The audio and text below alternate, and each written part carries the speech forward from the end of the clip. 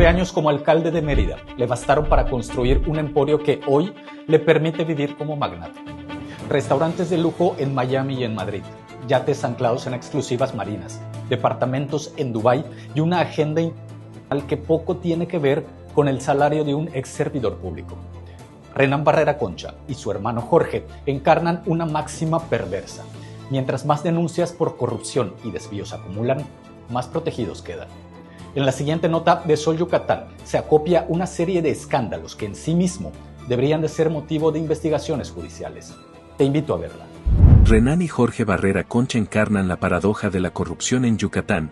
Mientras más denuncias acumulan, mayor es la protección política que reciben. Durante los 9 años de gestión de Renán como alcalde de Mérida, se documentaron irregularidades en Servilimpia, con desvíos superiores a 26 millones de pesos en facturas falsas, contratos sin licitación y servicios inexistentes. Sol Yucatán exhibió que, simultáneamente, Renán construyó un portafolio inmobiliario valuado en más de 200 millones de pesos, triangulado con su hermano Jorge y otros familiares. Predios en Concal, lotes premium en Artisana y tierras en Acanqué fueron adquiridos a precios irrisorios y transferidos mediante donaciones, ocultando la concentración patrimonial. El escándalo crece con el caso de las luminarias, que agravó la deuda municipal con un fallo judicial que obliga a pagar más de 620 millones de pesos, mientras miles de lámparas quedaron embodegadas e inservibles. Las denuncias también señalan empresas fantasma y obras infladas, con repavimentaciones que se deterioraban en meses y contratos millonarios otorgados a compañías vinculadas a funcionarios. Tras dejar la alcaldía,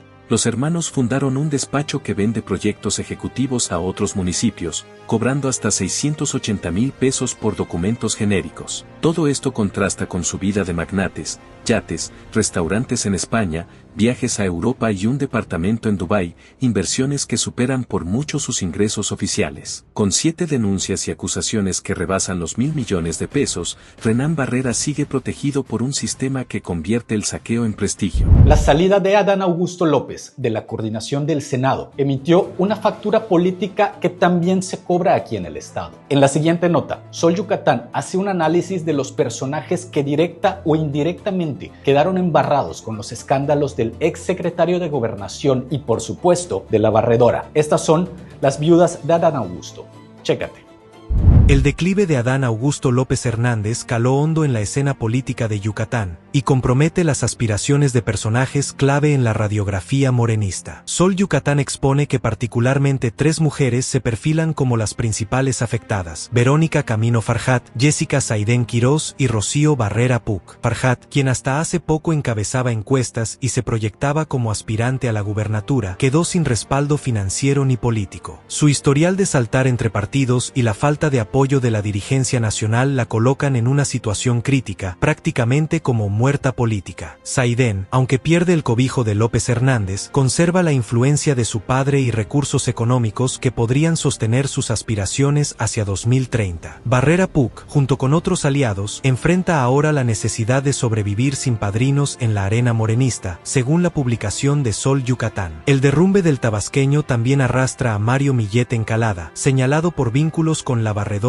y operaciones de lavado de dinero mediante empresas fantasma. Sin la protección del senador, él y sus allegados se encuentran en la mira de investigaciones federales, con la presidenta en posesión de una carpeta que podría ser decisiva. El temor se extiende entre quienes dependían de esa red de poder, conscientes de que la caída de su protector los deja expuestos. La caída de Adán Augusto redefine alianzas, abre espacios de poder y deja desamparadas a las llamadas viudas de Adán Augusto en el escenario político estatal. Trata de personas en Yucatán. La realidad detrás de los datos en cero es una investigación de Claudia Arriaga, en la que se exhibe que, a pesar de que los datos oficiales afirman que no se registró ninguna denuncia por el delito de trata, existen mujeres, menores y adultas que siguen siendo explotadas sexualmente en Internet. Te invito a ver la siguiente investigación.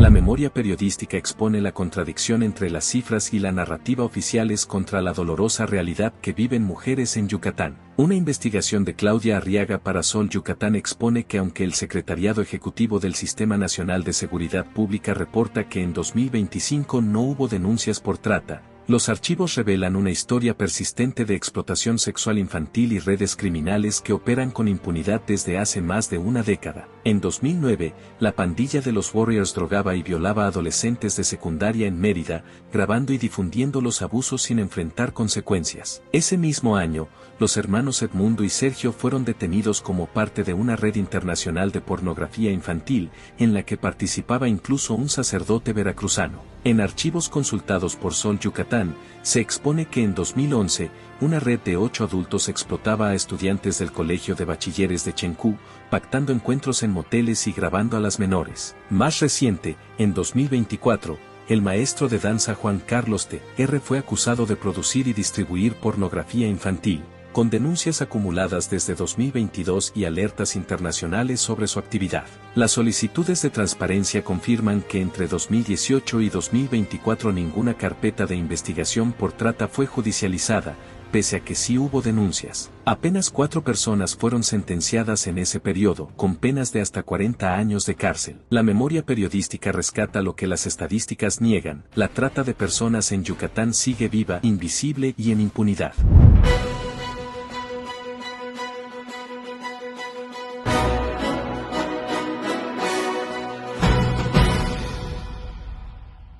Vivimos en una época en la que los imbéciles no solo se saben imbéciles, sino que se ufanan de su imbecilidad. Vaya momento para estar vivos. Ya desde el siglo pasado, en la rebelión de las masas, Ortega y Gasset nos lo advertía. Vivimos los tiempos en el que el presidente de una potencia mundial puede erigirse racista, misógino, pederasta y convertir todo eso, y sin consecuencias, en su estrategia de comunicación global. Vivimos épocas en las que el presidente del máximo tribunal en México puede mostrarse en toda su arrogancia, prepotencia, machismo y cinismo para tratar de desmentir lo que todos vimos. Vivimos el tiempo en el que los narcos mandan, en el que los marinos huachicolean, en el que los políticos roban, mienten y traicionan, en el que futbolistas, actrices e influencers nos gobiernan, en el que la autoridad amenaza, secuestra y extorsiona. Vaya momento para estar vivos. Adiós a las estaturas morales. Hoy, con la vara tan baja, no puedo evitar preguntarme, ¿para dónde vamos?